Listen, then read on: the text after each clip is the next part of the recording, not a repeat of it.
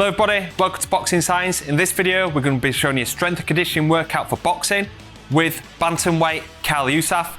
Kyle is at the start of his training camp at the moment, and during this workout, we're going to be referring to some of the key exercises that we use during this training phase. We're going to be talking about the sets and reps, the justifications and the benefits for each exercise, so hopefully you enjoy the workout. So to start the session, we're taking Kyle's data using the OptoJump. We do 3 tests at Boxing Science. We do the counter movement jump, the squat jump, and the 10x5 pogo hop test, which is an indicator of his reactive strength index.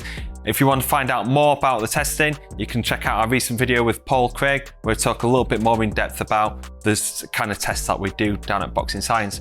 But we have a look at his jump profile, and what we've seen today is that there's a very small difference between his counter movement jump and squat jump. That's showing that he's lacking in that eccentric utilization of the lower body, being able to control the force and then be able to reproduce it. So that has an impact on some of the jumps that we use today. And also on his RSI is a little bit behind where it should be. It's at 2.51.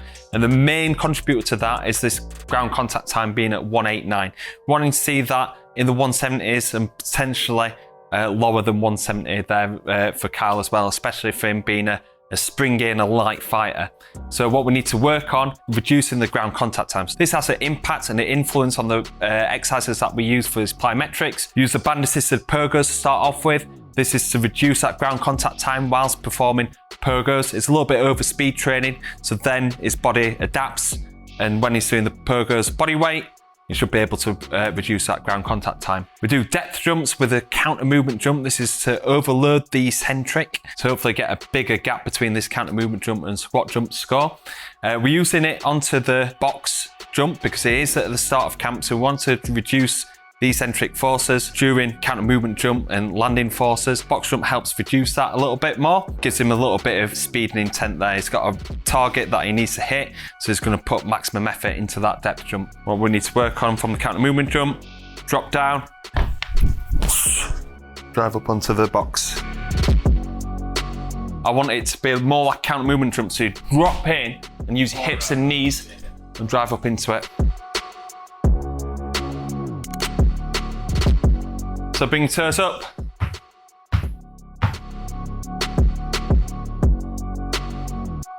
The punch specific exercise that we're using today is a landmine punch with pre-rotation. The pre-rotation is a fantastic way to increase that lower body demand and that hip and torso rotation during the landmine punch. We cue the rotation without throwing the punch, rather than kind of just going straight into it and it being more of an upper body and more of an arm movement. So using that pre-rotation, we'll encourage athletes, use the lower body, use that hip and torso rotation to really power up into the landmine punch. But I want that to be powerful.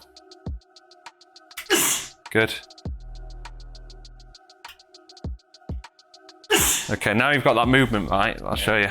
Up. So you're getting all that power coming from your hips.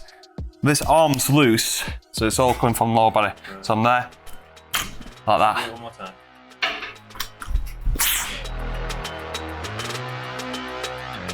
So we're using landmine squat with the band. Landmine squat is a great regression of the back squat. It's front loaded, it's reducing kind of shear forces going through the spine. Like I say, Kyle is in the first stages of his training camp. We're not wanting to push him too early, but we're still wanting them strength adaptations.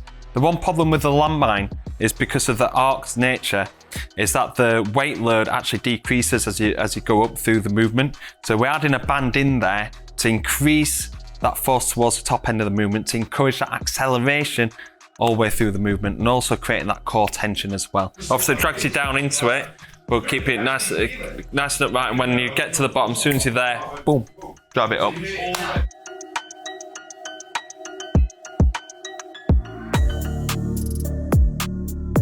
For his pulling exercise, we're using a single arm cable pull down. Normally you'd look to do some body weight pull-ups or some weighted pull-ups, but because we're at the start of camp, to handle his body weight through a pull-up, large eccentric forces, probably not going to get that full range of motion, and also it's going to be struggling with the rep range as well, especially with him coming into camp a little bit heavier than when he was last preparing for his fight. And we're going to be performing 10 reps on each side of that one.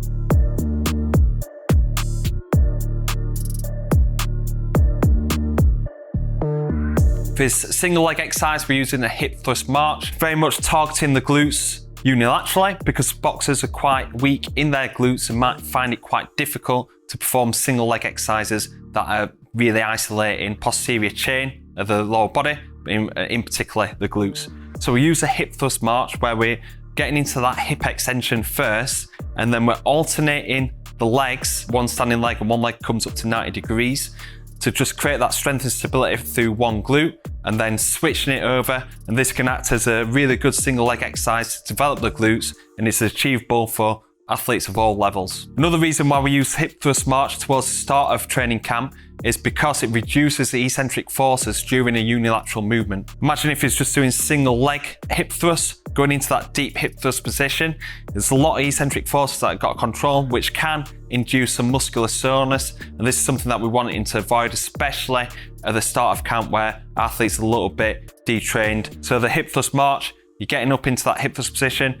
It's more like an isometric contraction to create that stability, and we're reducing them eccentric forces. So that's a really good reason why we use hip thrust march. Knee level with your hip all the time. Keep your toes up towards your shin, toes up towards your shin.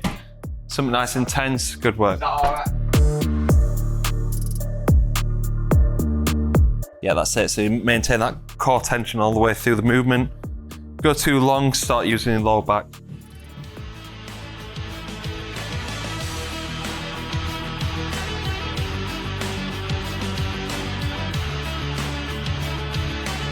Okay, thank you very much for watching. If you're not subscribed to the Boxing Science YouTube channel yet, please hit the subscribe button, and also visit our website if you're wanting to take part in any of these training methods, whether that's one of our ebooks or one of our 10-week programs, or take part in the Train Like a Champion membership. The link is in the description. Thanks very much for watching. I'll see you on the next episode.